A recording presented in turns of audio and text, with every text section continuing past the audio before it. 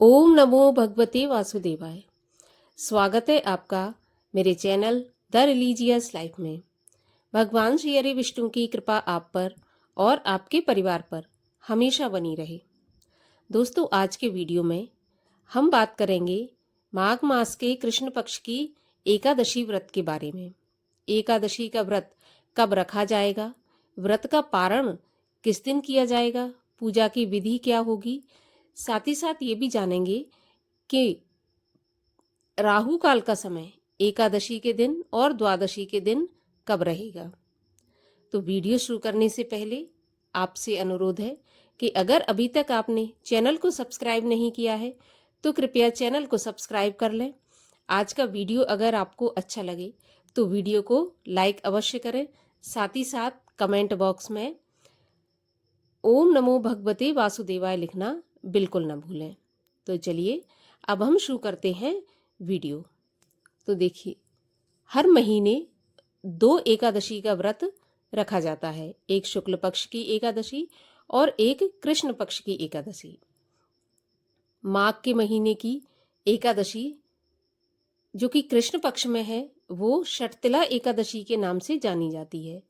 षटतिला एकादशी जिसमें कि तिल का प्रयोग 6 प्रकार से किया जाता है, इसलिए इसको षटतिला एकादशी कहते हैं। जो भी भक्त एकादशी का व्रत करते हैं उन्हें इस संसार में सुख समृद्धि प्राप्त होती है, साथ ही साथ मृत्यु के बाद विष्णु लोक की प्राप्ति होती है। कहा जाता है कि जो भी भक्तगण षटतिला एकादशी का व्रत पूरी श्रद्धा भाव से करते हैं उन्हें कई गुना फल प्राप्त होता है, क्योंकि माघ के महीने में है और माघ का पूरा महीना भगवान श्री कृष्ण को समर्पित होता है और बहुत ही पुण्यदायी और आनंदमय ये महीना माना जाता है। तो अगर षटतिला एकादशी का व्रत हम करते हैं तो हमारे सुख सौभाग्य में, धन धान्य में वृद्धि होती है। माघ मास के कृष्ण पक्ष की एकादशी का व्रत किस दिन रखा जाएगा, शुभ मुहूर्त क्या रहेगा, इसके बारे में भी वीडियो के अंत में मैं आपको बताऊंगी। लेकिन उससे पहले हम एकादशी व्रत के नियम जान लेते हैं। एकादशी व्रत के नियम दशमी तिथि के दिन से ही पालन किए जाते हैं। दशमी तिथि के दिन आपको शुद्ध एवं सात्विक भोजन करना चाहिए एक समय। सूर्यास्त के बाद आपको नमक और अन्न का त्याग कर देना चाहिए। अगर आप चाहें तो फलाहार कर सकते हैं। एकादशी की पहली रात्रि यानी कि दशमी की रात्रि को पूरी तरह से ब्रह्मचर्य का पालन करना चाहिए। एकादशी के दिन आप प्रातःकाल उठें ब्रह्म मुहूर्त में और उठने के बाद स्नान आदि से निवृत्त होने के बाद सूर्य भगवान को अर्घ्य दें। अर्घ्य देने के बाद भगवान श्री हरि विष्णु का पूजन करें। भगवान श्री हरि विष्णु के पूजन में आप तिल का अवश्य प्रयोग करें। षटतिला एकादशी है तो इस दिन आपको 6 प्रकार से तिलों का उपयोग करना है। सबसे पहला, आपको अपने स्नान के जल में थोड़े से तिल डालकर स्नान करना है। दूसरा, आपको तिल का उपटन करना है। तीसरा, भगवान के भोग में आपको तिल अवश्य अर्पित करना है। बिना तिल के षटतिला एकादशी का भोग भगवान को अर्पित ना करें। और एक चीज का और ध्यान रखें, भगवान विष्णु के भोग में तुलसी पत्र अवश्य शामिल किया जाता है, तो आप तुलसी पत्र जरूर से जरूर भगवान के भोग में शामिल करें। इसके अलावा आप स्वयं भी तिल डला हुआ पानी पिएं। जो भी आप पानी पीते हैं उसमें थोड़ा सा तिल डाल लें और तिल का पानी पिएं। अगर आप फलाहार करना चाहते हैं तो आप फलाहार में भी तिल का प्रयोग कर सकते हैं। इसके अलावा तिल का दान भी आज के दिन करना चाहिए। तिल का दान बहुत अधिक महत्वपूर्ण माना जाता है षटतिला एकादशी में। अब आपको भगवान की पूजा अर्चना करने के बाद कथा सुननी चाहिए षटतिला एकादशी की।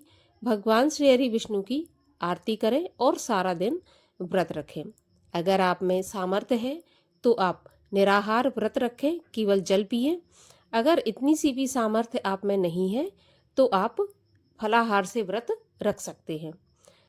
सारा दिन मन में ओम नमो भगवते वासुदेवाय या हरे कृष्ण महामंत्र का जाप करते रहें।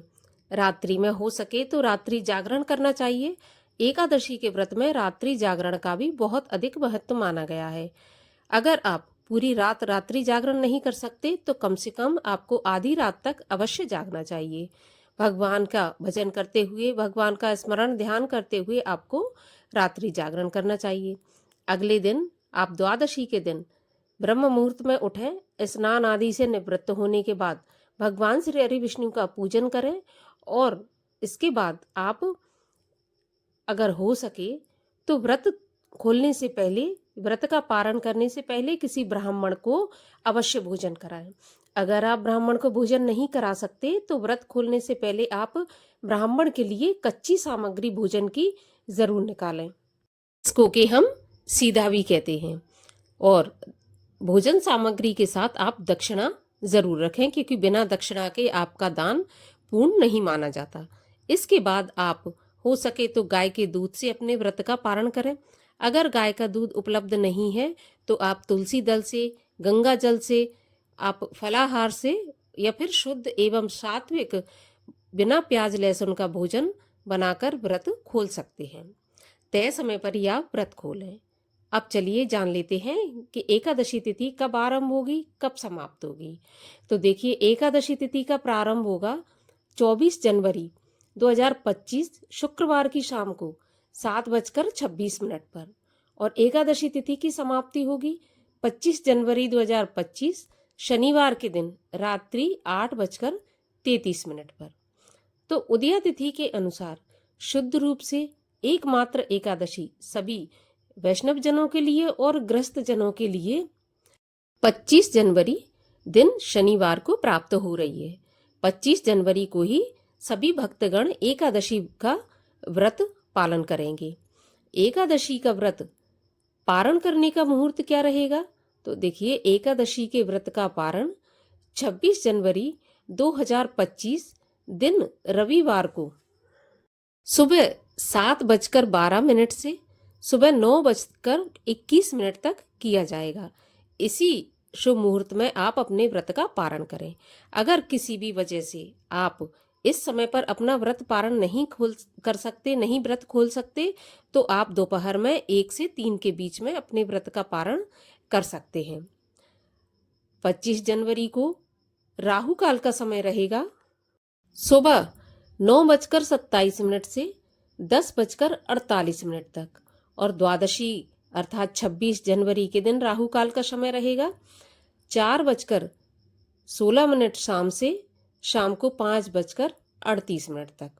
इस समय पर कोई भी शुभ काम नहीं किया जाता, तो आप 25 जनवरी को राहु काल प्रारंभ होने से पहले ही अपना पूजा पाठ समाप्त कर लें। राहु काल के समय कोई भी पूजा पाठ या शुभ कर्म नहीं किया जाता। तो उम्मीद करती हूँ जानकारी आपको अच्छी लगी होगी। अगर आपको ये जानकारी अच्छी लगी हो तो वीडियो को लाइक अवश्य कीजिए। साथ ही साथ ऐसी ही और जानकारियों के लिए और माघ मास की कथाओं को सुनने के लिए, साथ ही एकादशी व्रत की कथा सुनने के लिए चैनल को सब्सक्राइब अवश्य कर लीजिए। अब हम मिलते हैं अगले वीडियो में, तब तक के लिए हरे कृष्ण।